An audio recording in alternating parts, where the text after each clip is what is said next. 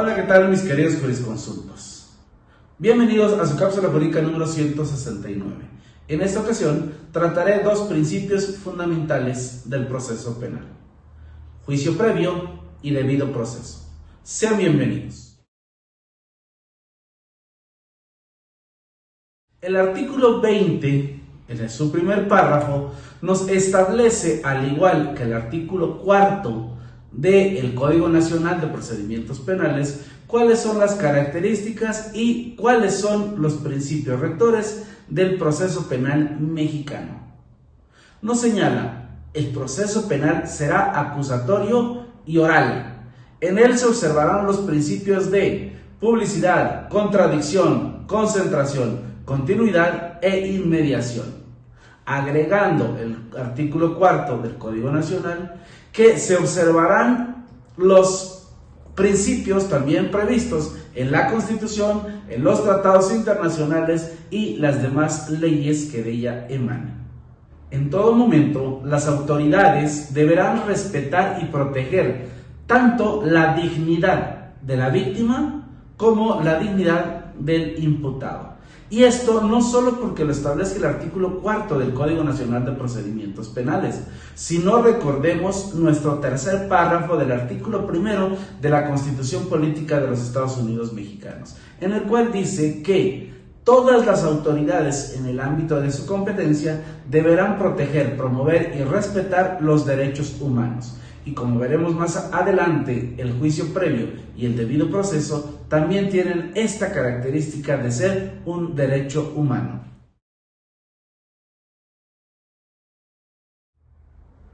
¿Qué es el juicio previo y qué es el debido proceso? El artículo 12 del Código Nacional de Procedimientos Penales nos señala que ninguna persona podrá ser condenada, ojo, condenada a ninguna pena ni sometida a una medida de seguridad, sino en atención de alguna resolución dictada por un órgano jurisdiccional previamente establecido. Es decir, se señala la prohibición de aquellos tribunales especiales. Ojo, especiales, no especializados. Es decir, que esta sentencia deberá ser conforme a las leyes que hayan sido expedidas anterior al hecho que se haya investigado. Es decir, ojo con la irretroactividad de la ley. Pero además nos sigue señalando el artículo 12 del Código Nacional que estas leyes y esta condena debe ser basada en tribunales y leyes previamente existentes, pero en un proceso que se lleve de manera imparcial. Y ojo con lo siguiente: con apego estricto a los derechos humanos previstos en la Constitución Federal, en los tratados internacionales y en las leyes que de ella emanen. Recuerden que en cápsulas anteriores hablamos de la diferencia entre derecho humano y derecho fundamental. Esta última parte nos estamos refiriendo a los derechos fundamentales, que son aquellos que se encuentran positivizados en una norma constitucional o en un tratado internacional. Finalmente, ¿qué es el debido proceso?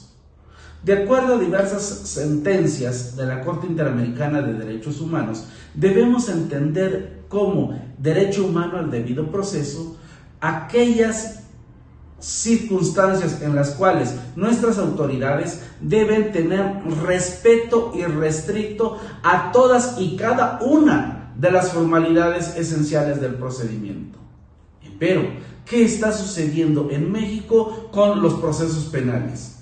Desgraciadamente, desde nuestra experiencia, nos hemos percatado que el debido proceso sigue siendo un derecho humano lacerado en nuestro país, vulnerado en nuestro país. A manera de ejemplo, un proceso penal en nuestro país, en el estado de Chiapas, se inicia en el año 2019. Por cuestiones de pandemia, por cuestiones del proceso, se logra llevar hasta finales del año 2019. El proceso se inició en el 2018 y hasta finales del 2019 se logra llevar audiencia intermedia. Todo el 2020 no se pudo celebrar juicio oral, 2021 tampoco.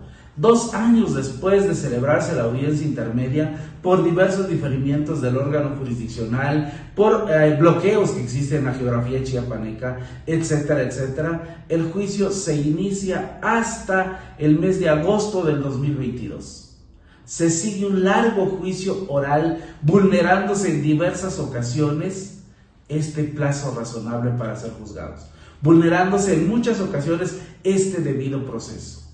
Finalmente, se logra dictar sentencia hasta enero del 2023. Es decir, se inicia el juicio en agosto y se termina en el 2023, vulnerándose en diversas ocasiones el debido proceso. Es decir, que se prolongó más de 10 días para la continuación del juicio oral. Se le planteó al órgano jurisdiccional esta circunstancia, se declaró incompetente, y donde habían 3 procesados, uno de ellos interpuso recurso de revocación por conducto de su defensor, y fue suficiente para que este juez continuara y llegara a sentencia y condenara a estas personas. Condenara con prueba circunstancial. Se interpone el recurso de apelación, el cual se tarda más de 9 meses en todo el trámite y se resuelve. ¿Y qué creen que pasó, mis queridos jurisconsultos? La sorpresa es que después de 9 meses, el Tribunal de Alzada ordena reposición de procedimiento. Cansados de tantas injusticias y violaciones al debido proceso, a los plazos razonables, se interpone juicio de amparo indirecto, en donde se le pide a la autoridad federal que le instruya a segunda instancia que entre al estudio. Hay una violación sistemática de los derechos humanos. Recordemos el efecto Florence-Cassés. Ojo con eso, mis queridos jurisconsultos.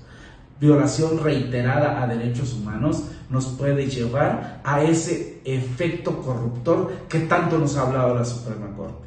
Afortunadamente nos acaban de resolver el amparo, nos conceden el amparo y protección de la justicia federal, en el cual le dicen a la segunda instancia del fuero común: absuelve o condena, mas no repongas procedimiento, y resuelve conforme a derecho. Estaremos en espera de esta resolución, espero sea de interés de alguno de ustedes, y en cuanto me llegue la notificación, se los haré saber si así lo desean. Vamos haciendo academia.